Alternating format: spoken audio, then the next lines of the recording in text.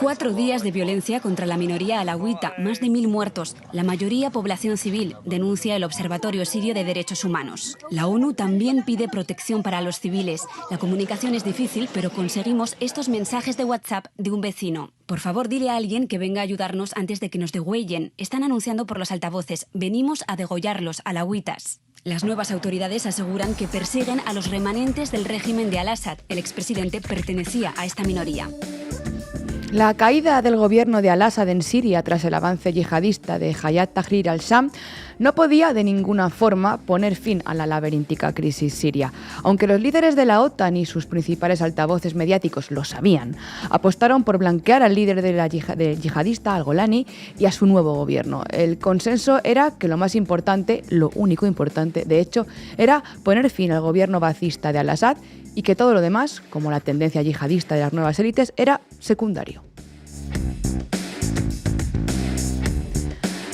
Apenas han pasado 3 meses y las consecuencias de esta postura ya son evidentes.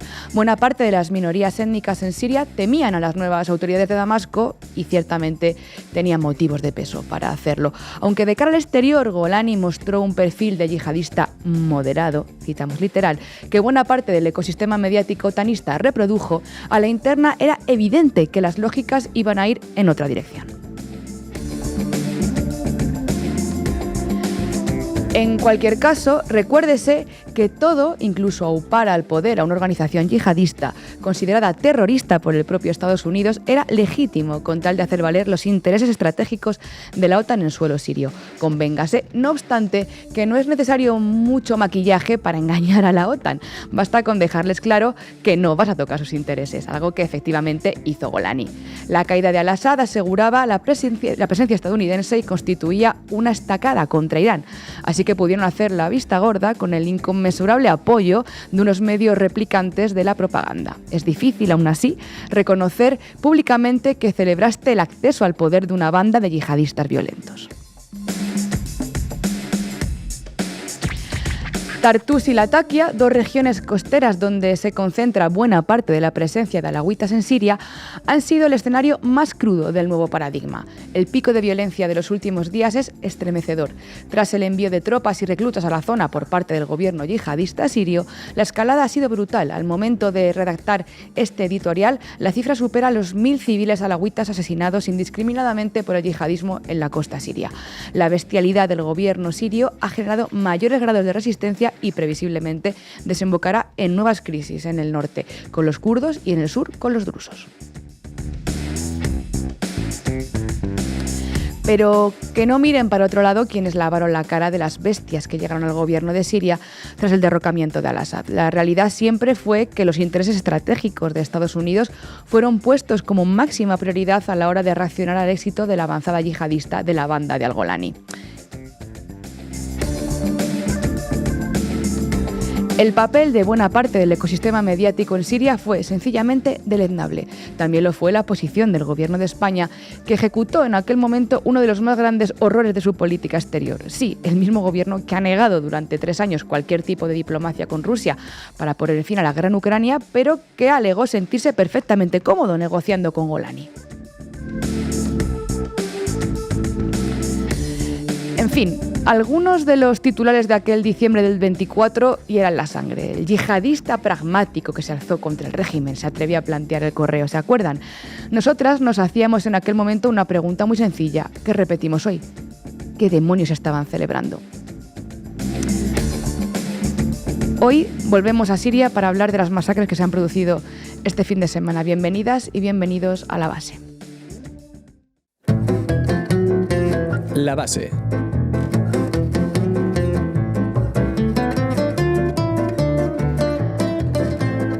Muy buenas tardes.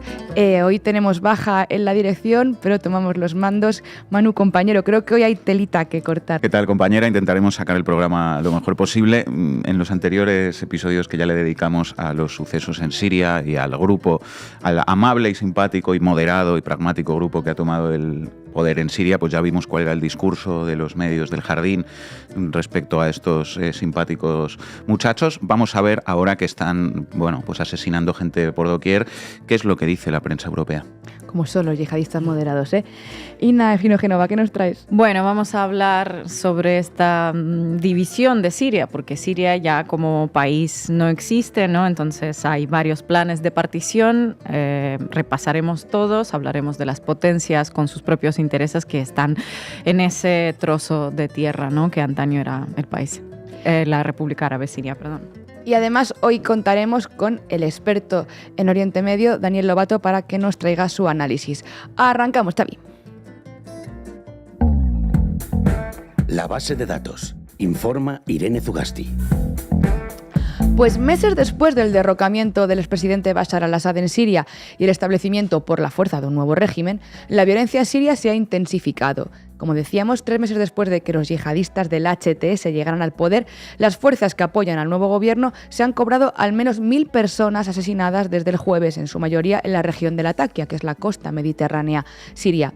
Estas víctimas son en su mayoría civiles, alrededor de 750 según algunos cálculos preliminares y aproximados. La gran parte son de la minoría alawita, pero también hay cristianos y drusos entre ellas. Estamos hablando de una de las mayores matanzas colectivas que se han perpetrado en todos estos años de conflicto en Siria desde que estallara en 2011. Créannos que nos hemos abstenido por criterio editorial de mostrarles las imágenes más duras, más sanguinarias de estas matanzas, pero que circulan por toda la red y que confirman que estas fuerzas yihadistas están retransmitiendo en directo la matanza que están cometiendo. El enviado especial de las Naciones Unidas para Siria, Geir Pedersen, decía estar profundamente alarmado por los preocupantes, cito literalmente, informes sobre víctimas civiles en forma de pogromo, de venganza, de represalia por parte del nuevo régimen del HTS. El Consejo de Seguridad de las Naciones Unidas, de hecho, hoy lunes se reunía para abordar la situación. Hace 3 meses, cuando en apenas un par de semanas las fuerzas del HTS, heredero del Frente al-Nusra, es decir, de Al-Qaeda, tomó el poder en Siria, los gobiernos occidentales nos dijeron que todo estaba bien. Eran, recuerden, la tecnocracia islámica, los yihadistas moderados, la primavera que llegó en invierno, los rebeldes con causa, etc. Enseguida recordaremos estos contenidos. Incluso Ferreras llegó a llamar a al-Golani la versión árabe del Che Guevara. Tremendo. Las voces que advirtieron de la balcanización del país, es decir, de la destrucción del Estado sirio, como comentaba Inna, tal y como lo conocemos, para trocearlo, apenas tuvieron espacio en los medios. Tampoco quienes advirtieron de la ocupación israelí de los altos del Golán, a quien le convenía mucho que Siria se sumiera en este caos, y tampoco se pudo escuchar mucho a quienes se preocuparon por los derechos de las minorías y las garantías de respeto a los derechos humanos que claramente serían violadas bajo un gobierno yihadista. Pronto Siria dejó, sin embargo, ¿verdad, Manu?, de ser noticia. Circulen que aquí no hay nada que ver. El HTS y su líder al-Golani, conocido ahora también como el presidente al-Shara, al que nadie eligió, pero tiene toda la legitimidad de la Unión Europea, era hasta hace 3 meses un terrorista internacional en busca y captura por el Departamento de Estado de Estados Unidos. Reconvertido a líder respetable con traje y corbata, el héroe de transición para Occidente, al-Golani, y los suyos han armado un gobierno interino que es de facto un régimen impuesto por y desde Turquía. Esa legitimación vino, por ejemplo, en el caso español por parte del ministro de Exteriores, de José Manuel Álvarez, lo decíamos en el editorial, que corrió a dar la mano al Golani celebrando literalmente la incipiente transición. Adolfo Suárez, nada menos. La ministra alemana de Exteriores, la verde caqui, Annalena Baerbock, una de las más acérrimas defensoras del rearme y de la remilitarización europea, fue otra de las grandes valedoras del nuevo régimen, pese a que a ella al Golani ni siquiera quiso darle la mano en público. El evidente retroceso en las libertades de las mujeres sirias merecería un capítulo aparte, la verdad, sobre todo porque los mismos que nos decían que había que salvar a las afganas o a las iraquíes del yugo talibán no han dicho una sola palabra sobre, por ejemplo, las declaraciones del nuevo gobierno sobre segregar la educación superior o limitar el acceso de las sirias a oficios como la judicatura o las Fuerzas Armadas. El silencio selectivo europeo ante las violaciones de derechos humanos, según quien las lleve a cabo, ha vuelto a hacer otro ejercicio de cinismo con este escenario. Lejos de condenar el asesinato de al menos, como decimos, 1 millar de civiles en Siria, el Servicio Europeo de Acción Exterior, ese que preside Kaja Kallas, tuiteaba esto ayer. La Unión Europea condena firmemente los recientes ataques atribuidos a elementos pro-al-Assad, a las fuerzas del gobierno interino de Siria en las zonas costeras y la violencia contra civiles. Es difícil concentrar más mezquindad en menos caracteres. Parece que el hecho de que la mayoría de las víctimas civiles, recuerden, más de 1.000 fueran alawitas, en la misma confesión que tenía al-Assad, es suficiente argumento para justificar una matanza. Insistimos en que no somos partidarios de utilizar imágenes explícitas, por lo que el Servicio Europeo de Acción Exterior despacha con violencia contra civiles lo que en realidad, si lo ven ustedes en las redes, son niños y niñas asesinados, son casas incendiadas, son saqueos. Según Naciones Unidas, se habla de ejecuciones sumarias de carácter sectario de familias enteras. Pero, ¿qué más sabemos sobre estas matanzas? Han sido reportadas por el Observatorio Sirio de Derechos Humanos, con sede en el Reino Unido. Según esta fuente, de esas 1.000 víctimas, 745 eran civiles, 125 miembros de las fuerzas de seguridad sirias y 148 lo que define como combatientes leales a Assad. El jefe del observatorio, Rami Abdurrahman, admitió que la de estos días ha sido una de las mayores masacres durante el conflicto sirio. Y esta ONG, si ustedes siguen su trabajo, no es en absoluto una ONG pro-Assad. Apoyó a los rebeldes desde el principio, desde 2011. Pues si alguien quisiera encuadrar todas estas informaciones en una campaña a favor del antiguo presidente sirio, no es así. Es más, para que esta ONG esté siendo tan rotunda en la condena de estas matanzas, es que la situación debe ser especialmente grave y descontrolada, ya que ni siquiera se pueden dar todavía cifras definitivas. Según Associated Press, que ha hablado con residentes de varios pueblos y ciudades, se han producido asesinatos selectivos, pero también saqueos e incendios, y ayer todavía había decenas de cadáveres esparcidos por las calles. El académico estadounidense Joshua Landis, buen conocedor de la zona, reportaba testimonios locales que hablaban de hombres armados en 4x4, robando coches, dinero, disparando contra viviendas a bocajarro. Landis confirmaba que las matanzas continuaron ayer domingo en la zona montañosa de Quad Mois, pese a que el gobierno sirio afirmó que los choques, como ellos los llaman, cesaron el sábado. Otras reacciones destacables, recuerda el experto de la región Javier Muruzábal, han sido las de los llamados 3 patriarcas de Antioquía, el ortodoxo siriaco y el greco-católico, que los 3 han emitido una condena conjunta a las matanzas, que en su mayoría no afectan a musulmanes, pero que en general a alawitas, pero también a chiitas. Hablan de que todos son sirios, ¿no? Por otro lado, el diputado libanés Haidar Nasser, que ocupa uno de los 2 escaños alawitas en el Parlamento sirio, afirmaba que la gente estaba huyendo de Siria en busca de seguridad en el Líbano. También, según Associated Press, hay quien está huyendo a refugiarse a las montañas de la zona, y cientos de personas han ido también a pedir refugio a la base rusa de Heimenin, una base que, por cierto, tanto Turquía como Israel y como el propio al-Golani están de acuerdo en mantener abierta. En los posts de las fuerzas leales al HTS en redes sociales se podía leer esta mañana: estamos limpiando profundamente, en referencia a lo que está ocurriendo en Latakia. El régimen de al-Golani ha justificado las matanzas como actos individuales como respuesta a una insurgencia alawita. Y también ha pedido al-Golani directamente que dejen de circular imágenes de esas matanzas y que las fuerzas leales a al-Assad deben deponer las armas. Este discurso, el de al-Golani, es el discurso que repite la Unión Europea y sus think tanks y que justifica una matanza contra una minoría étnica. Ya, pero el hecho es que al-Assad abandonó el país hace 3 meses y ni está, ni se le espera y ni hay nadie pidiendo su retorno. De lo que hay pruebas es de esas matanzas a civiles, por mucho que se hable de leales a Assad o de fortaleza alawita en la región. Los alawitas no son responsables de lo que hiciera o no el anterior gobierno, ¿no? Recordemos que durante su visita a la capital siria, Damasco, en enero, la ministra de Asuntos Exteriores alemana Annalena Baerbock ofreció apoyo a Siria si el gobierno cumplía ciertas condiciones, incluida la de garantizar la protección de las minorías, y es evidente que no está siendo así. Y siguiendo el libreto de transiciones ejemplares que luego nadie monitorea, también al-Golani prometió que el país pasaría a un sistema que incluiría pues, ese mosaico de grupos religiosos y étnicos en unas elecciones justas, aunque al poco tiempo de decirlo dijo que eso le iba a llevar un tiempo, nunca dijo cuánto. Y siguiendo con las promesas que sirven para callar críticas y llenar de razones a sus defensores, al-Shara, al-Golani, anunció el domingo la formación de un comité independiente para investigar las violaciones contra civiles y averiguar quiénes son los responsables de la comisión de delitos en lo sucedido el pasado jueves, por si miles de vídeos en Internet no lo dejan claro. Por si acaso quedan dudas. Pues ya ven, si es Israel quien corta el suministro de luz en Gaza, silencio. Si lo hace Rusia, von der Leyen les hablará de crímenes de guerra. Si es Al-Assad quien encarcela, reprime y asesina, habrá condenas y sanciones occidentales. Si es el nuevo régimen yihadista el que comete asesinatos políticos y matanzas, encontraremos de nuevo silencio en Europa.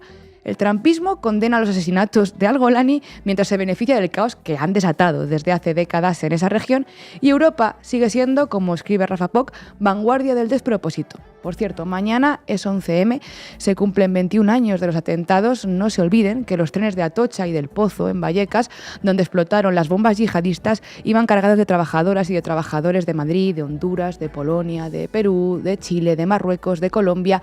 No se olviden de cómo pretendieron engañarnos ese día, de quienes escribieron la mentira en los titulares y de quienes la llevaron a sus portadas. Gracias, compañeros. Las fuerzas del antiguo régimen estatal sirio desaparecieron por completo el 8 de diciembre. En todo caso, refleja la incapacidad de las nuevas autoridades para controlar la seguridad. Muchas de esas fuerzas vienen de prácticamente 14 años de acción yihadista. La Unión Europea y varios países, entre ellos España, han expresado su preocupación. Esta crisis de seguridad se suma a otras, como la económica. Un varapalo para el gobierno interino que se había comprometido a respetar a las minorías. Vámonos al banquillo, Manu. Vamos, compañeros. Titulares al banquillo. El análisis mediático de Manu Levín. Cadena SER, última hora de la caída del régimen de Al-Assad a manos de los rebeldes. BBC se abre una nueva historia para toda la región. El primer discurso del líder de la rebelión que acabó con el gobierno de Al-Assad en Siria. ¿Quién es Abu Muhammad al-Golani, el líder rebelde cuyo grupo HTS puso fin al régimen de Bashar al-Assad en Siria? HTS impone la ley islámica, pero lo hace de una manera sustancialmente menos estricta que otros grupos yihadistas. Públicamente se relaciona con cristianos y otros no musulmanes. Los grupos yihadistas lo han criticado por considerarlo demasiado moderado. The Telegraph, el líder yihadista moderado que irrumpe en Siria, pero pide a las tropas que no asusten a los niños. Cómo los yihadistas sirios, amigables con la diversidad, planean construir un Estado. El líder de Hayat Tahrir al-Sham ha emitido declaraciones destinadas a apaciguar los temores entre la población alineada con el régimen de Al-Assad. El Correo, el yihadista pragmático que se alzó contra el régimen. Euronews, ¿quién es Abu Muhammad al-Golani, el ex yihadista que se volvió moderado y derrocó a Assad? El País, voces de la Siria liberada. El País, la primavera de Siria llegó en invierno. El País, tecnocracia islamista, cómo se hizo fuerte HTS, el grupo que lidera el cambio en Siria. Tras distanciarse de Al-Qaeda, la milicia ensayó durante años una administración en la provincia de Idlib. El joven Rami fue a renovar su carnet de identidad y la gestión fue tan rápida y el personal tan amable que pidió ver al director para felicitarles. Si nos seguís tratando así de bien, terminaremos por acostumbrarnos. Ahora que los checkpoints los manejan milicianos de HTS que se comportan de manera educada e incluso sonríen, solo esto es ya un avance impresionante para muchos habitantes. Instituciones, instituciones, instituciones. Es el mensaje en el que insiste desde hace días Abu Muhammad al-Golani, líder de HTS. Lo que me da optimismo es que son gente preparada. Aunque afuera dicen que son un grupo terrorista, nosotros no vimos nada de eso de momento, sino que conversamos con personas dignas y cultas. Caída del régimen, victoria de los rebeldes pragmáticos criticados por ser demasiado moderados. Gran discurso de del ex yihadista Ahmed al-Shara. La Siria liberada, la primavera siria, tecnocracia islamista, nada de terroristas, personas dignas y cultas, preparadas, sonrientes, amigables con la diversidad, optimismo, cambio, gestión rápida y amable, respeto a las minorías. Tremendo. Este que acabamos de repasar, que recuerdos, ¿verdad?, fue el discurso con el que los poderes mediáticos otanistas justificaron y aplaudieron el golpe de Estado del grupo yihadista HTS contra el gobierno de Al-Assad y lavaron la cara a los alegres muchachos del nuevo régimen fundamentalista. Y ahora que los ex-yihadistas moderados y pragmáticos, amigables con las minorías y la diversidad que liberaron Siria, están exterminando a sangre fría en ejecuciones sumarias a centenares de civiles inocentes, ¿qué dice la prensa del Jardín?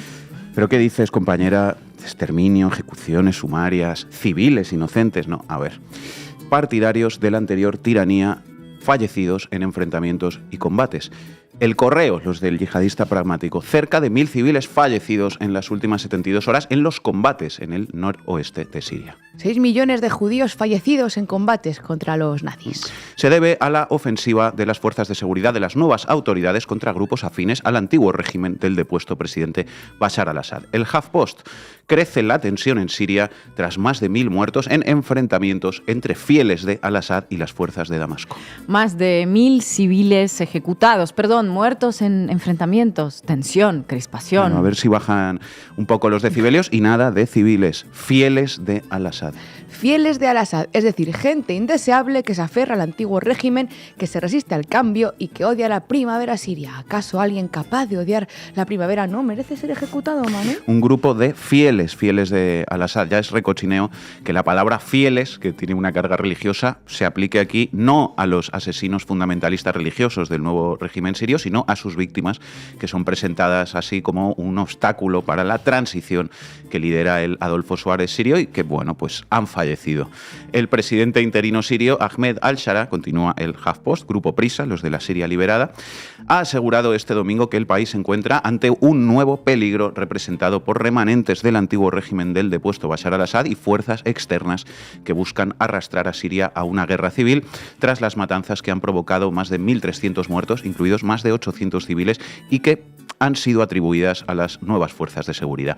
Todos debemos mantener la calma y ser fuertes frente a quienes intentan incitar a la discordia sectaria y a las disputas internas, ha recalcado al-Shara en el discurso en el que ha afirmado que exigirán cuentas con toda firmeza y sin indulgencia a todo aquel que haya estado involucrado en el derramamiento de sangre de civiles y todo aquel que haya excedido los poderes del Estado o haya explotado el poder para lograr sus propios objetivos. Bueno, si el presidente interino va a investigar lo que pasó en los enfrentamientos con los fieles de al-Assad, que representaban un peligro para el país, pues ya estaría, ¿no? Ya estaría. Radio Televisión Española. Hoy el gobierno sirio frena la ola de violencia y anuncia una investigación sobre la matanza de civiles.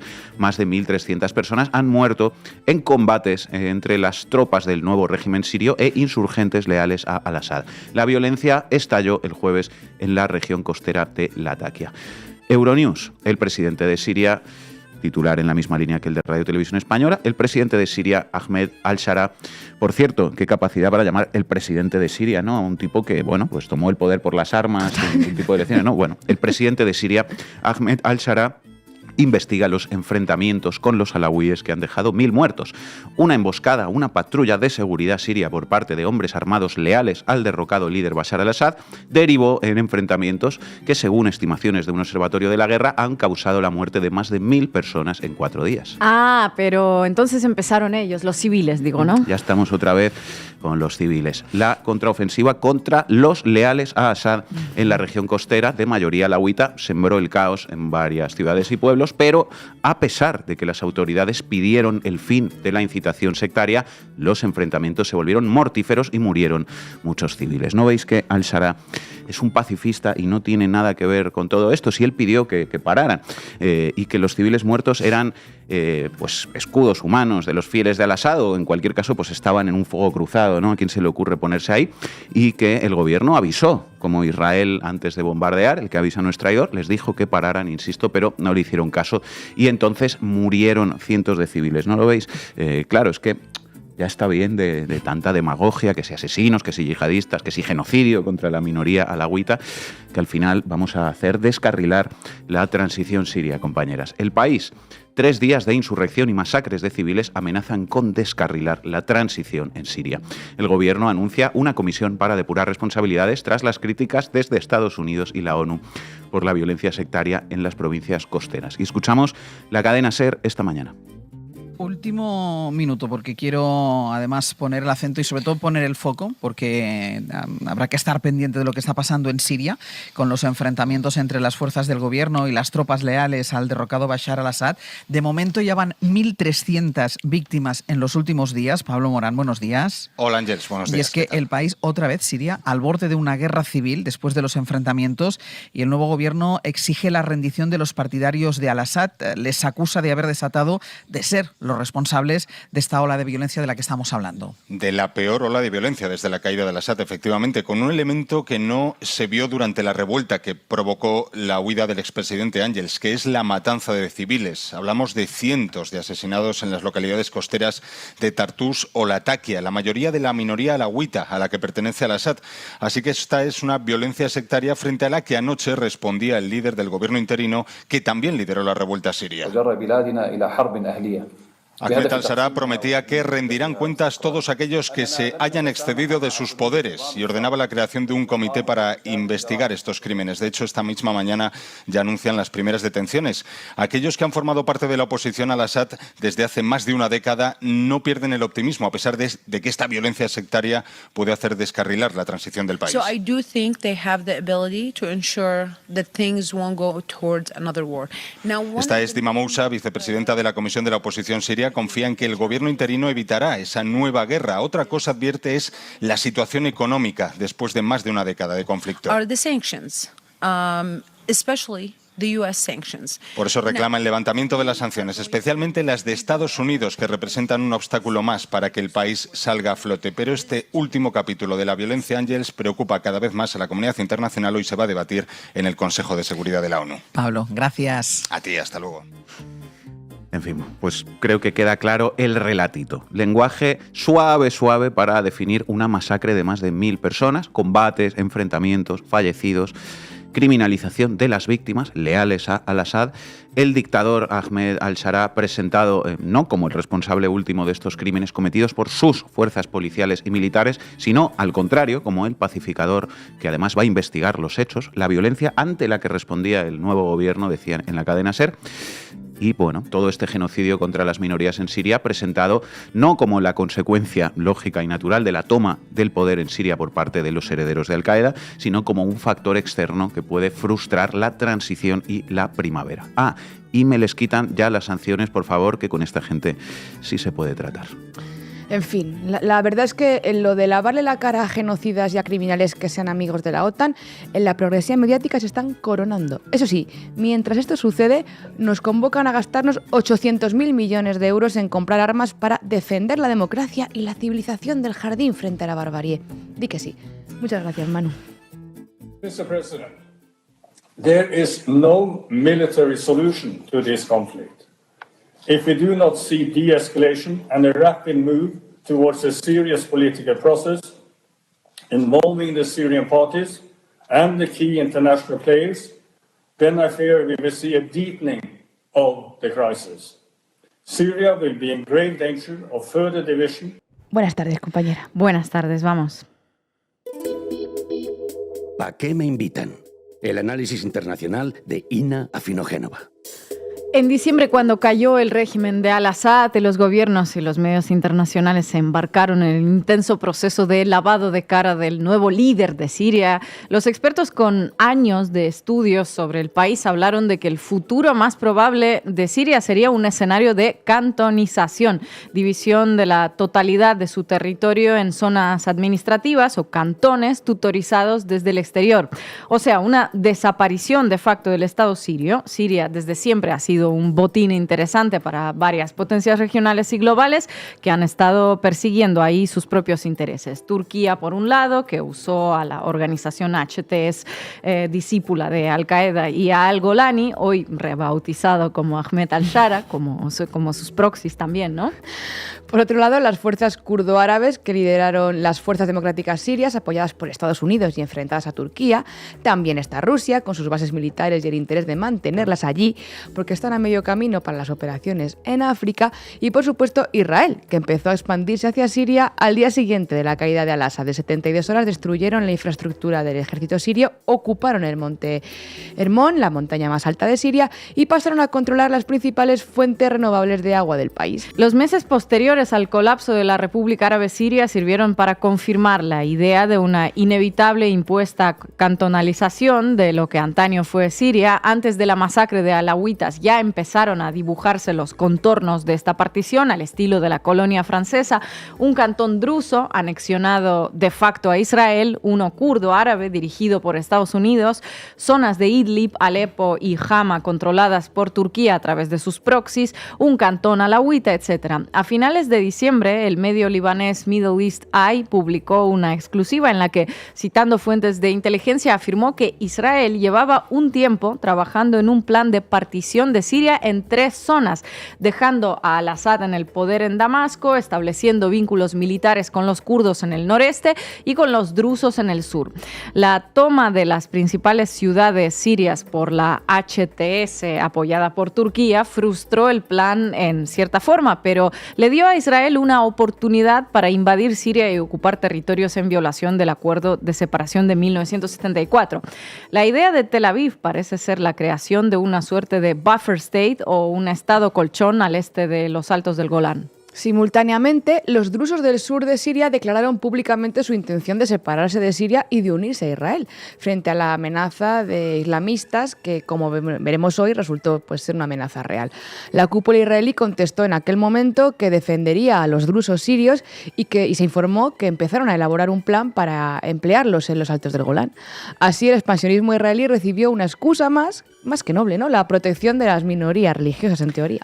Luego de lo que vimos este fin de semana, sería lógico pensar que los alawitas, los chiíes y los cristianos que vieron en estas últimas horas cómo sus aliados tradicionales miran para otro lado y hablan de no se sabe qué elementos aliados fieles a al-Assad, pues vayan a acudir a quien fuese en búsqueda de protección. Y ahí otra vez emerge el Estado de Israel, que además a través de su canciller Gideon Saar llamó ayer a los países europeos a despertarse y cambiar su enfoque hacia los nuevos líderes sirios que son, y cito textualmente, yihadistas trajeados. Eso dice Israel a la Unión Europea.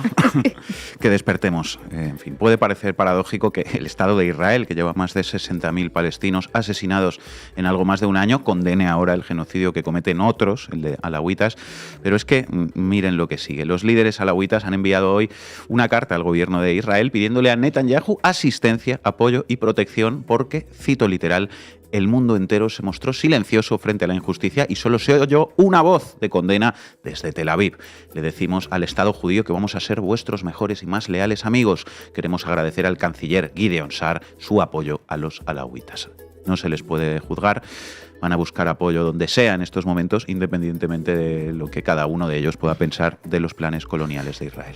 Y del genocidio en Gaza, ¿verdad? Así, al cantón druso se le podría sumar otro, el alawita. El canciller israelí Gideon Saar ya había hablado públicamente sobre la necesidad de partir Siria en varios territorios. El genocidio de los alawitas y esta carta pública le dan ahora luz verde para seguir avanzando en ello. De hecho, el plan de cantonalización de Siria hasta tiene un nombre informal ya, el Corredor de David. ¿Qué es ese plan? Bueno, contempla en su primera etapa la creación de una zona buffer al sur de Siria, en las regiones de Daraa y Quneitra, colindantes con Israel, algo que ya está prácticamente hecho. Así se forma una zona controlada por Tel Aviv que se apoya en los drusos. En su segunda fase, el Corredor de David se expandiría hacia zonas desérticas a lo largo de la frontera con Irak, supuestamente con ayuda de la base estadounidense de Al-Tanf, dejando a Israel aislado de Irak con sus grupos proiraníes. Cuando se habla del cantón alawita también se menciona a Rusia, que tiene bases en Latakia y en Tartus, que están acogiendo a los alawitas que pudieron llegar allí en busca de protección. Si surge ese cuasi estado bajo el paraguas ruso con la condición de la permanencia de sus bases, los 3 cantones, el druso, el kurdo protegido por Estados Unidos y el alawita, se conectarían con ese corredor de David. Efectivamente, quedarían zonas controladas por los fundamentalistas apoyados por Turquía, este nuevo gobierno de tecnócratas yihadistas cuyo modus operandi estamos observando estos días. Siria, tal y como la conocemos, deja de existir, claro. Así se redibuja el mapa de Oriente Medio Medio, cumpliendo el augurio de Netanyahu.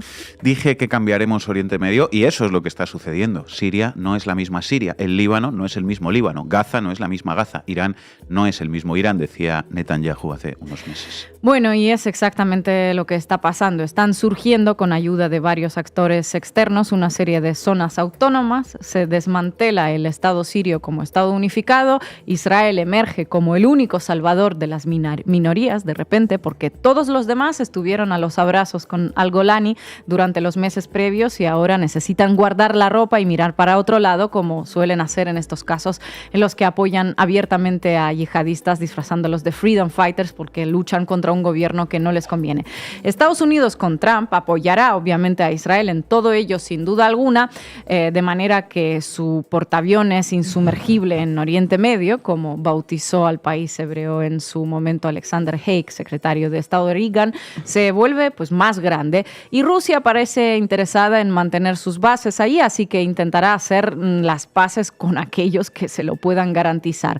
Por cierto, no es que esto haya sido una sorpresa para nadie. Ya en 2012, en unos correos filtrados por Wikileaks y que Hillary Clinton se intercambiaba con sus colaboradores, se hablaba de que la caída de al-Assad podría desembocar en un enfrentamiento sectario entre chiitas y suníes, lo que viene a ser una guerra civil. Y añadía que esto sería beneficioso para Israel y sus aliados occidentales, porque además perjudicaría a Irán. En fin, que eso es lo que les importa, el beneficio que puedan sacar y no la suerte que corran cientos de miles de personas de la población civil. Y no decimos que al-Assad no fuera también un asesino, un dirigente sanguinario, pero puesto en la balanza frente a una guerra civil y un desmembramiento de un país, pues no nos queda muy claro qué resulta más mortífero para los sirios. Se les podría preguntar a los libios o a los iraquíes, por ejemplo. A simple vista no parece que su situación haya mejorado mucho durante los años posteriores a la caída de sus respectivos tiranos, después de las sangrientas intervenciones de esos aliados occidentales. Gracias, Ina. No sirven la brocha gorda ni la nostalgia para explicar este presente y mucho menos las narrativas de ficción de buenos y de malos. La única herramienta útil de momento es ser críticos, tratar de ser honestos y hacernos muchas preguntas. Aquí en La Base lo intentamos cada día gracias al apoyo de nuestros suscriptores y suscriptoras. Sigan haciéndolo para que podamos hacer periodismo. Entra en la web y suscríbete a Canal Red.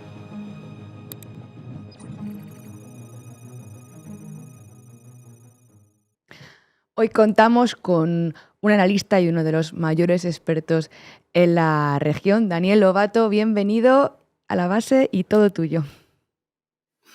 Muchas gracias, un placer por la invitación, estar con vosotros.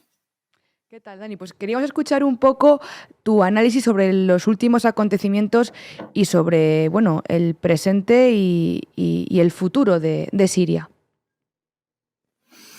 Bueno, yo creo que habéis hecho un repaso magnífico de cómo el Golani es un activo de Occidente largamente preparado, desde los tiempos en los que era un ayudante del Baghdadi, el califa de ISIS, del Estado Islámico, hasta que se separó, fundó su división de Al-Qaeda y bajo esa división de Al-Qaeda fue entrevistado en 2013 en Al Jazeera. Hay que tener en cuenta que el rol de los medios, habéis analizado largamente muchos de ellos, pero en el mundo árabe, Al Jazeera, una cosa es la versión inglesa, digamos, sofisticada y educada, y otra cosa es la versión árabe, en la que desde un inicio apostaron por ello, incluso haciendo proclamas a la limpieza étnica, al genocidio de alawitas, cristianos, etcétera, presentadores de Al Jazeera árabe, ¿no? Y por ello también Qatar, un exministro de Asuntos Exteriores, reconoció en una entrevista que habían reunido cerca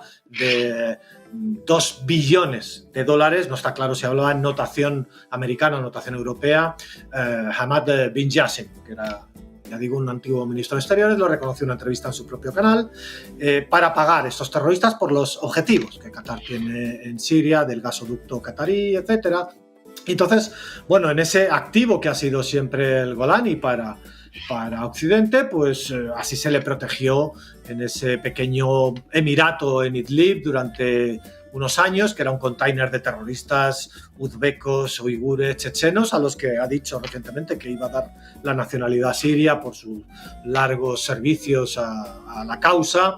Y recordar que una demostración, además de ese activo que supone, es que bueno, cuando Estados Unidos ha decidido eliminar a resistentes aliados de los palestinos que combatían el genocidio, por ejemplo Hassan Nasrallah o otro líder de Hezbollah, Safieddin, ha empleado nada menos que 80 toneladas de bombas para eliminar a Hassan Nasrallah, ¿no? O su actor israelí ha demolido con un ataque un consulado iraní en Damasco.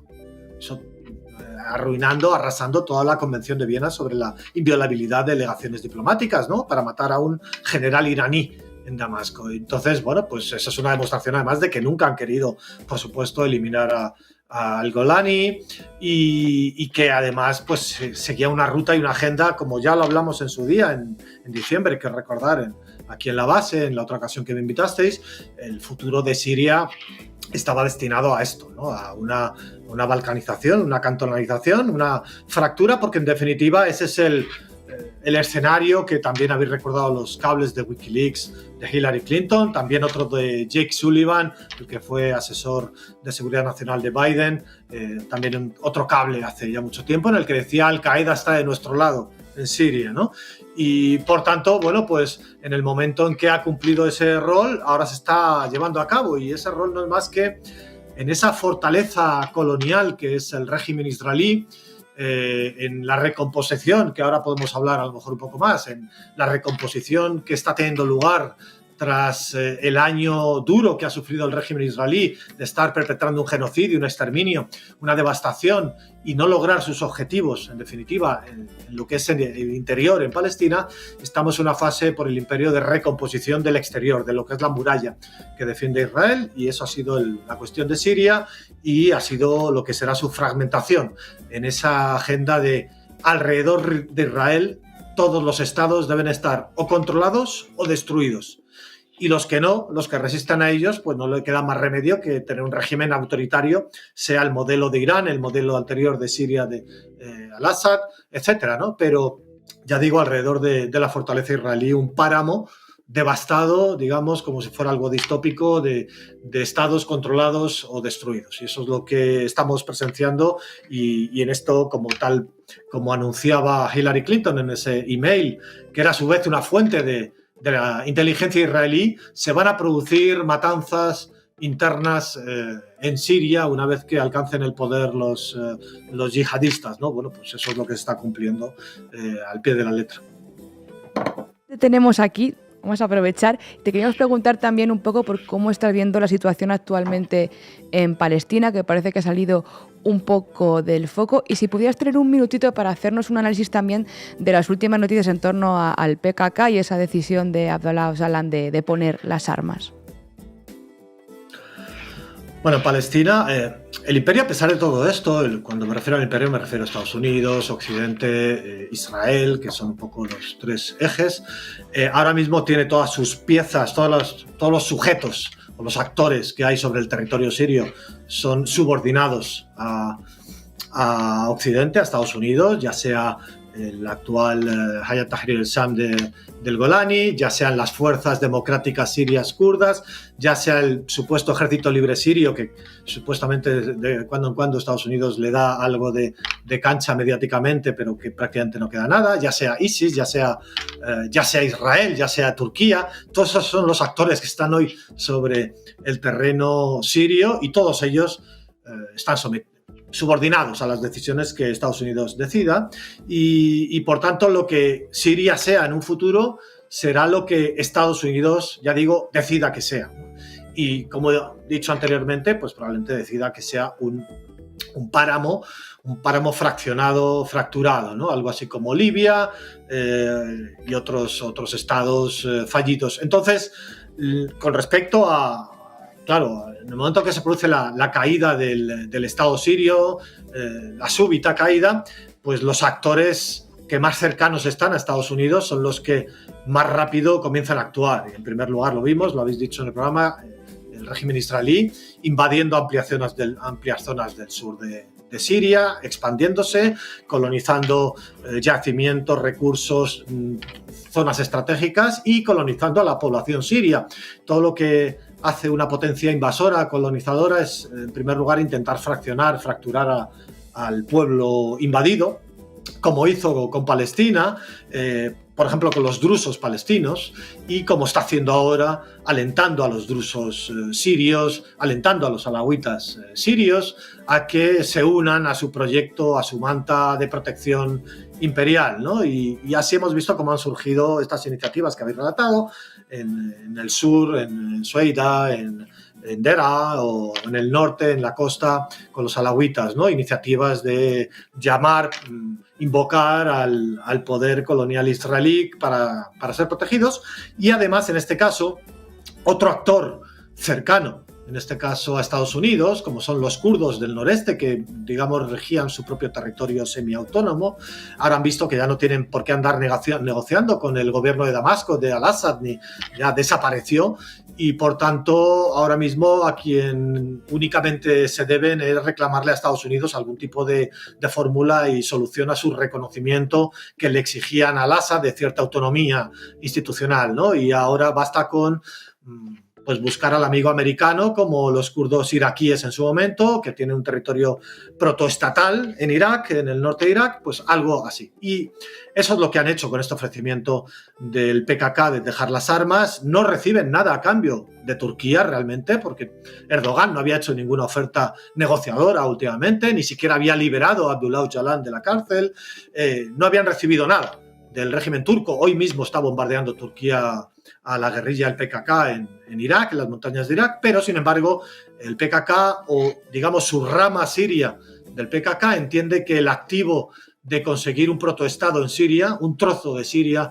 donde además hay unas bases fundamentales de petróleo y cereal para que ese protoestado sea más o menos viable por sí solo, aunque pertenece o es patrimonio de todos los sirios, pero bueno, ellos no tienen en este caso reparo a fraccionarlo y apropiárselo, y ese ha sido el ofrecimiento que le han hecho a Estados Unidos por un lado, el de dejar las armas, de que eso apacigüe a Erdogan, a Turquía, y por tanto se pueda llegar a un reconocimiento de Turquía de que esa autonomía o ese protoestado del noreste liderado por los kurdos pues tenga viabilidad y no tenga una oposición visceral por parte de Turquía. Y además habría, como habéis explicado perfectamente, una conexión terrestre entre ese protoestado regido por los kurdos en el noreste junto con el sur, que está invadido por Israel, y el petróleo que han estado exportando los kurdos del noreste de Siria, patrimonio de todos los sirios, pero que en su propio beneficio lo han estado exportando y, digamos, saqueando del país con la ayuda de Estados Unidos, ahora irá directamente a Israel por vía terrestre, sin necesidad de dar una gigantesca vuelta como daba antes por Irak, por Turquía, y luego ser embarcado por buques cisterna a Israel, que es donde acababa llegando lamentablemente ese petróleo sirio, a Israel. Bueno, pues ahora llegará por camiones por vía terrestre. Esos son los planes de partición ahora mismo. Veremos qué pasa con el estado litoral. Yo no veo tan claro que ahí se pueda crear un estado, porque hay puertos, y todo lo que significa puertos, hay una falta de control al final en la que puedan acabar llegando armas por vía terrestre a Hezbollah, y no creo que Israel y Estados Unidos estén muy por la labor de permitir patrocinar un pequeño protoestado autónomo en la costa, en el litoral, y veremos qué ocurre con las bases rusas también a ese respecto, ¿no? En un futuro. En todo caso, esto es parte del reordenamiento, como he dicho antes, fronterizo del régimen israelí. Eso incluye que al presidente libanés aún le hayan dicho que intente desarmar a Hezbollah. Eso es lo que incluye también que al primer ministro sudaní en Irak le hayan dicho que intente desarmar a las milicias aliadas de los palestinos, o eso incluye que estén enviando gigantescos cargamentos de armas a Yemen, porque a Yemen no la han conseguido comprar, al gobierno de Sanaa, digamos los hutíes o Ansarullah, como le llaman, y están enviando grandes cargamentos de armas al Al-Qaeda de Yemen, para intentar repetir la jugada también que se ha producido en Siria, ¿no? Eso es parte del reordenamiento fronterizo. Pero como tú bien decías, ¿qué pasa? Y ya no me extiendo más. ¿Qué pasa con el interior, con Palestina, ¿no? Bueno, en este caso el imperio se encuentra en un gigantesco atolladero. Los tres jinetes del apocalipsis que ha utilizado, que han sido las bombas, el hambre y las enfermedades, no han servido para que los palestinos se vayan de Palestina, que es el objetivo no declarado durante este año y medio. Aunque finalmente digamos que Donald Trump, que es un cierto bocazas y tampoco entiende mucho de sutilezas, pues ha abierto un cajón, ha mirado cuál era la agenda y la ha leído en voz alta, y por eso ha dicho recientemente que los palestinos deben irse de Palestina, de Gaza en concreto, pero en realidad esa ha sido siempre la agenda, ¿no? Y por eso Biden entrega 6 bombas atómicas de Hiroshima a Netanyahu para devastar completamente las posibilidades de existencia en la franja, pero los palestinos no se van. Y por tanto, ese atolladero lo ha intentado resolver con Jordania, con Egipto, para, digamos, engancharles en la complicidad de ayudarle a vaciar Palestina de palestinos. Bueno, son líneas rojas que tienen el rey jordano y al-Sisi en Egipto, a pesar de ser también subordinados de Estados Unidos, pero saben que sus antecesores fueron asesinados por traicionar a los palestinos, ya fuera Anwar el-Sadat en Egipto o ya fuera el bisabuelo del rey actual Abdallah en Jordania, que fue asesinado precisamente en Jerusalén por su traición a los palestinos, y entonces esa línea roja no la van a traspasar, ¿no? El colaborar activamente en vaciar Palestina a palestinos. A partir de ahí, ¿qué se le ocurre? Bueno, ahora están intentando desarrollar un plan para vaciar a razón de 5.000 palestinos diarios de Gaza, porque ese es el principal objetivo, nunca, ya digo, declarado, que es que la colonia israelí en Palestina se estabilice demográficamente como una especie de Nueva Zelanda, Australia o Norteamérica, donde los indios, los pieles rojas, son exterminados y recluidos en guetos. Ahora mismo están en un gigantesco atolladero, han reventado el acuerdo de paz que habían firmado. Obviamente no quieren volver con las bombas porque realmente es que no queda nada por devastar ya, y quieren aplicar los otros 2 fines del apocalipsis, del hambre y las enfermedades. Eso va a desencadenar otras situaciones. Posiblemente Yemen comience de nuevo a bloquear barcos israelíes. Probablemente también Hezbollah en Líbano vuelva a atacar a Israel. Vamos a ver cómo esa escalada, y con Irán siempre en el horizonte de qué hacer con Irán por parte de Estados Unidos e Israel. Veremos si no se atreven incluso a atacar directamente a Irán o por medio de atentados terroristas, pero desde luego en Palestina lo tienen muy complicado y no va a haber planes de reconstrucción a muy largo plazo. Veremos Palestina, o trozo de Palestina llamado Gaza, ese Hiroshima y Auschwitz a la vez en conjunto, lo veremos durante probablemente muchos años, más de quizá una década, porque nadie va a invertir en reconstruir en una situación en la cual Israel va a seguir exterminando con el bloqueo de todas las fronteras del campo de exterminio de Gaza, en la que no puedan entrar alimentos, como llevan 6 días ya sin entrada de víveres, en la que no entren internacionales, que no entre la prensa internacional, que no entren activistas internacionales, que no entren incluso militantes internacionales que vayan a apoyar a los militantes palestinos. Es decir, eso no lo va a consentir Israel, y por tanto va a ser una larga tortura colectiva al pueblo palestino todavía la que tenemos por delante. Pues completísimo en análisis, Daniel Lobato. Muchísimas gracias por pasarte por la base. Un placer, un abrazo. El placer es mío, muchas gracias. Y llegamos al final del programa. Recuerden hacerse socios y socias de Canal Red en apoya.canalred.tv o en el QR que aparece aquí en sus pantallas. Les dejamos, tristemente, por lo que pueda pasar, con el himno nacional de la República Árabe Siria. Hasta mañana.